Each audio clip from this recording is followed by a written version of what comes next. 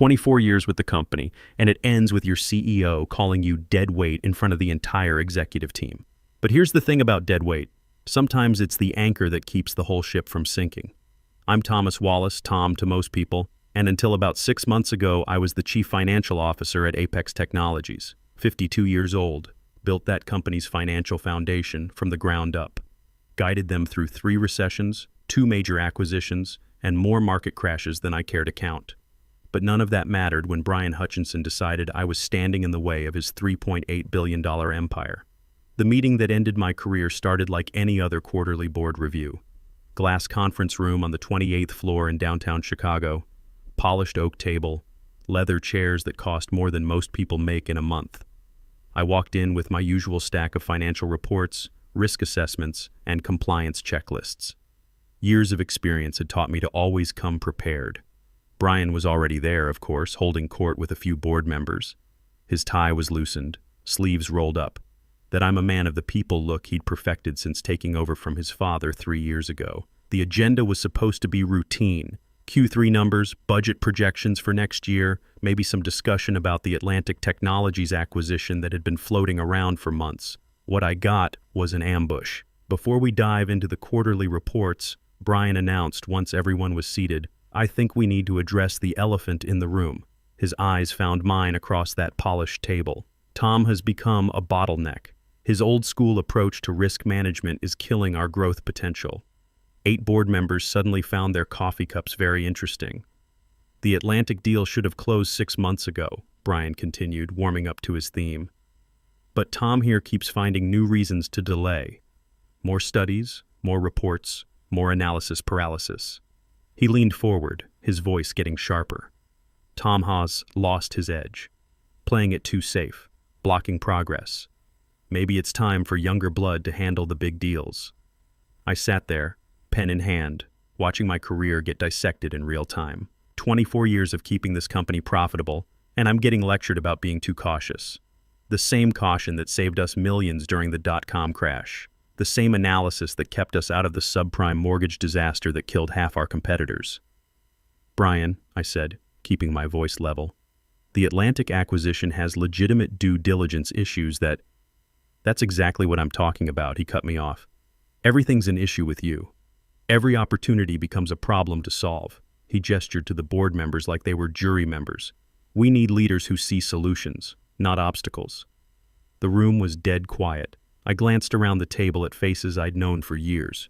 Patricia Morrison, who joined the board 3 years ago, was staring at her notepad. Jonathan Pierce from our biggest institutional investor was checking his phone. Nobody was making eye contact.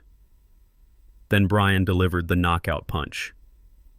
"I've made my decision.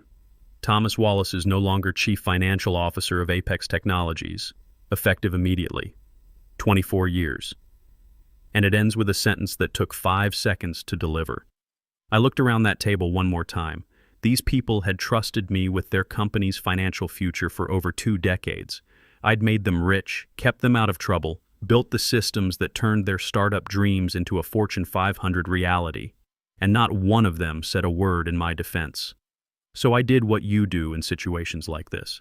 I gathered my papers, stood up, and walked toward the door, professional to the end. "Tom," Brian called after me, his voice softer now, probably realizing how brutal he'd just been. "This isn't personal, it's just business." I paused at the door and looked back at him. "Brian, everything about business is personal. You just never learned that. But here's what nobody in that room knew, including Brian."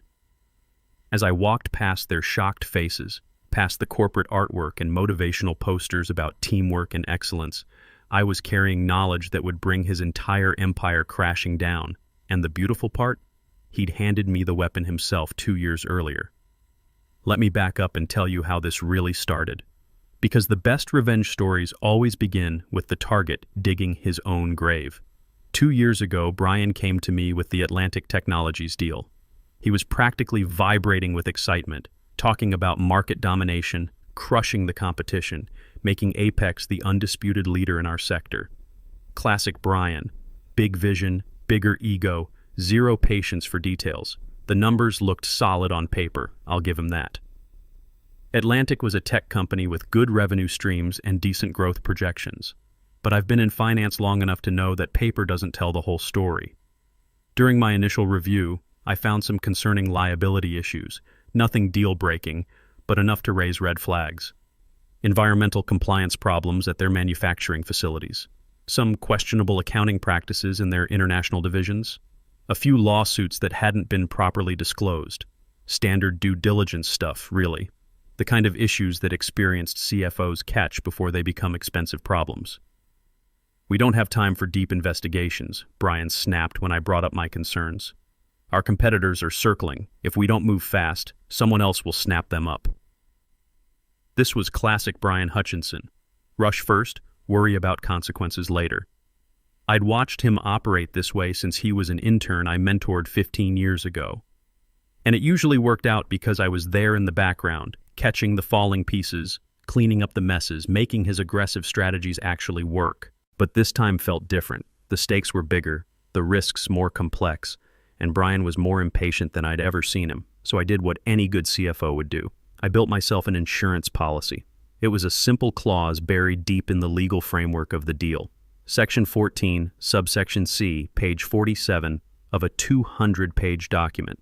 Easy to miss if you're the type of executive who signs things without reading them, which, let's be honest, Brian absolutely was. The clause read, "Final authorization for any acquisition exceeding $1 billion requires counter-signature from the Chief Financial Officer, ensuring fiduciary responsibility to shareholders and regulatory compliance." Sounds boring, right? Corporate legalese that most people would skim right over. But those 23 words were about to become the most important sentence Brian Hutchinson ever ignored. The night I drafted that clause, we were in the conference room until almost midnight. Empty coffee cups everywhere, legal documents scattered across the table like confetti. Most of the executives had already gone home, but Brian was still there, pacing behind my chair, his patience wearing thinner by the hour. "We don't need more delays, Tom," he kept saying. "Our competitors are circling. We need this framework signed before morning." I kept my eyes on my laptop screen, typing and retyping the language until it was exactly right. 24 years in corporate finance had taught me that the devil lives in the details, and sometimes, if you're smart about it, you can make the devil work for you. When I finally slid the draft across the table, Brian barely glanced at it. He was already mentally celebrating his victory, probably thinking about the press conference he'd hold to announce the deal. "This looks fine," he muttered, flipping through pages faster than anyone could actually read them. "Print it." Daniel Pierce, one of our junior lawyers, leaned forward and squinted at the document. "Excuse me, this clause in Section 14, it places final authority with the CFO. That seems unusual." "Enough," Brian cut him off, his voice sharp as glass. "We don't have time for theory lessons. Just get the signatures we need." I watched Brian's face as he signed that document. No hesitation, no questions. He thought I was just another rubber stamp in his corporate machine. But I knew something he didn't. Someday, maybe someday soon, this clause would matter. Fast forward, 2 years. The Atlantic deal was back on the table, bigger and more aggressive than ever. Market conditions were perfect. Brian's ego was at an all-time high, and he'd spent the last 6 months telling investors this merger would make Apex the dominant player in our sector. The stock price had already jumped 15% just on rumors of the acquisition. Financial journalists were calling it the deal of the decade. Brian was being featured on magazine covers as CEO of the year. Everything was going exactly according to his master plan. There was just one tiny problem. The guy whose signature he needed to close the deal was the same guy he just fired for being dead weight. Walking back to my office after that boardroom execution felt like walking through a different company. The atmosphere had shifted completely. Conversations stopped when I appeared. People suddenly found their computer screens fascinating. I wasn't their respected CFO anymore. I was radioactive. Rebecca Taylor from HR was waiting by my desk. She had that carefully neutral expression HR people perfect over years of delivering bad news to people who used to matter. "You'll need to clear your things today," she said, gesturing to a cardboard box sitting on my chair. "I'll supervise the packing process. Supervise, like I might steal the staplers or download secret files. 24 years of building this company's financial systems, and now I needed supervision to pack my family photos. I nodded and started gathering my professional life into that box. My MBA diploma from Northwestern, a photo from the company's IPO celebration 12 years ago, my CPA certification, a coffee mug from a risk management conference that nobody remembers. As I cleaned out my desk drawers, my fingers hit something thick wedged against the back panel. I pulled it out, a glossy binder with merger agreement draft, Apex Atlantic acquisition printed across the cover. My heart started beating faster. I flipped through the familiar sections until I found page 47, section 14, subsection C. And there it was, the line that would change everything. Countersignature, Chief Financial Officer Thomas Wallace. The space next to my name was completely blank.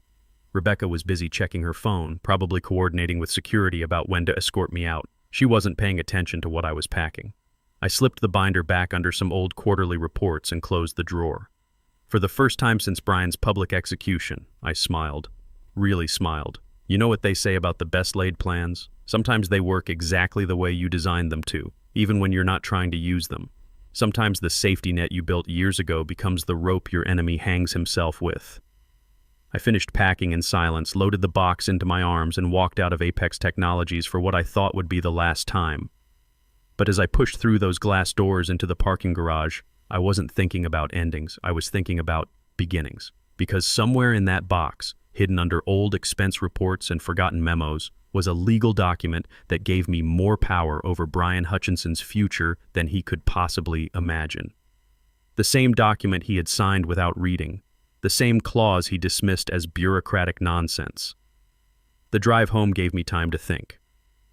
24 years with one company is a long time in today's economy. Most of my peers had job-hopped their way up the corporate ladder, chasing bigger titles and better stock options. But I'd stayed loyal to Apex, believed in building something lasting, trusted that dedication would be rewarded. I'd guided them through the dot-com crash when half our competitors went bankrupt. I'd restructured our debt during the 2008 financial crisis when credit markets froze solid. I'd built the compliance systems that kept us out of the regulatory nightmares that destroyed companies like Enron and WorldCom. And my reward? Getting called deadweight by a CEO whose biggest qualification was inheriting his father's venture capital connections. But here's what Brian never understood about finance guys like me. We don't just manage numbers, we manage risk. And the biggest risk to any company isn't market volatility or competitive pressure. It's arrogant leadership that stops listening to the people who actually know how the machine works. That night, I sat in my kitchen and opened the binder. Every page was exactly as I remembered it. Every clause was still legally binding. And that blank line next to my name, it was still blank. The beautiful irony was perfect. Brian thought firing me solved his problem. What he'd actually done was hand me the keys to his entire empire. The next morning, my phone started ringing at 7:30 a.m. I was still in my bathrobe, making coffee and trying to adjust to the strange reality of having nowhere to be. 24 years of corporate routine, and suddenly, I'm unemployed on a Tuesday. The first call was from Patterson, Wright & Associates, the law firm handling the Apex Atlantic merger. The voice on the other end was polite but urgent. Mr. Wallace, this is Jennifer Walsh from Patterson Wright. We need to schedule a meeting to complete the final authorization paperwork. The regulatory deadline is Friday. I let it go to voicemail. By 9:00 a.m., 3 more calls. By lunch, 7, each one a little more desperate than the last. Tom, this is Tom Patterson himself. We understand there have been some organizational changes, but the legal framework still requires your signature. Please call me back immediately.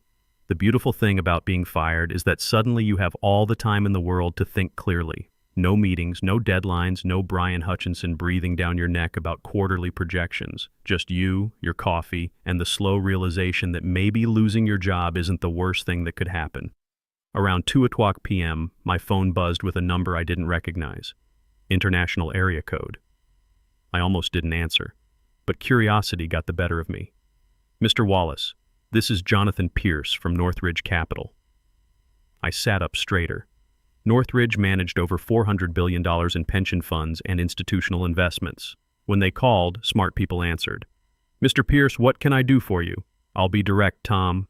Our analysts have been reviewing the Atlantic acquisition structure. We understand you hold the required counter-signature for final approval. That's correct. Given recent developments at Apex, we wanted to understand your current position on this transaction. I leaned back in my kitchen chair looking out at the city skyline. Somewhere in one of those glass towers, Brian was probably pacing his office, demanding updates from lawyers who had no updates to give. "What's your analysis of the deal, Mr. Pierce?" "Our due diligence team has identified several risk factors that concern us. Environmental liabilities at Atlantic's manufacturing sites, some irregular accounting practices in their overseas operations, a few regulatory issues that haven't been fully disclosed. The same issues I'd flagged 2 years ago. The same concerns Brian had dismissed as analysis paralysis. Those issues are still unresolved," I said. "We suspected as much. Tom, I'll be frank with you. If this merger proceeds without proper due diligence, Northridge will likely exit our position in Apex entirely. We're talking about a $300 million investment." After Pierce hung up, I sat in my kitchen thinking about irony. Brian had fired me for being too cautious about a deal that his biggest investor was now questioning. The same caution he called dead weight was exactly what smart money appreciated.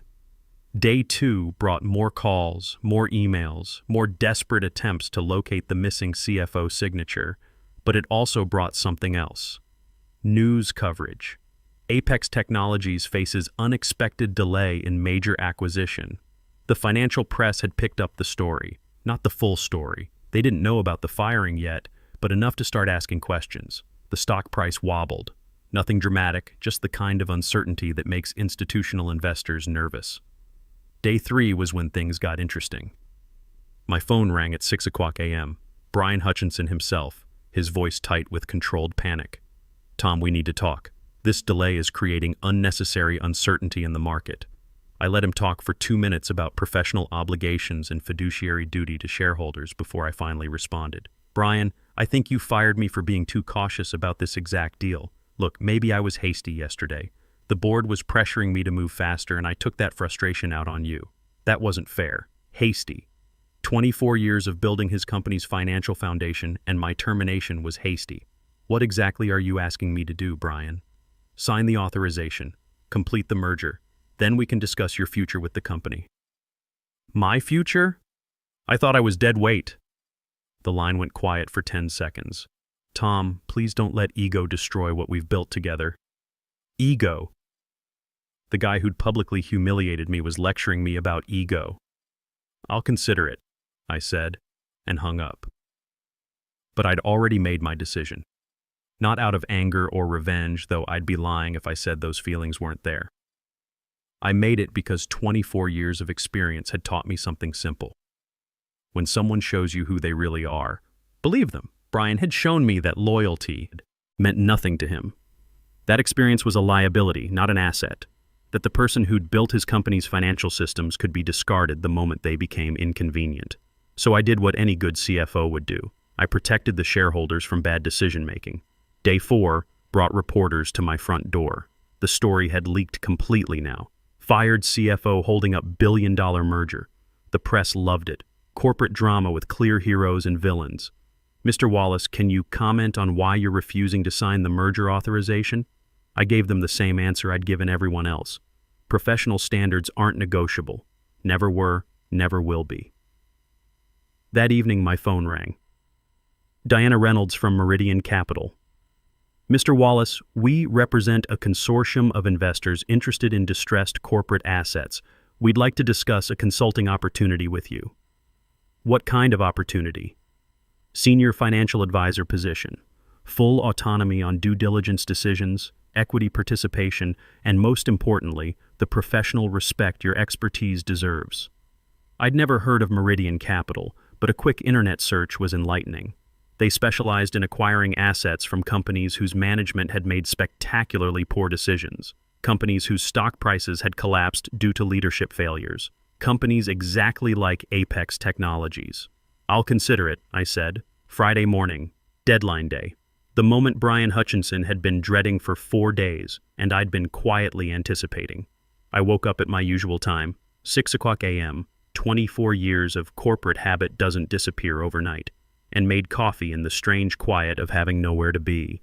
No meetings to rush to, no reports to review, no Brian Hutchinson demanding updates on quarterly projections. Just me, my kitchen table, and the knowledge that by 5 o'clock p.m. today, a $3.8 billion empire would either stand or fall based on whether I picked up a pen.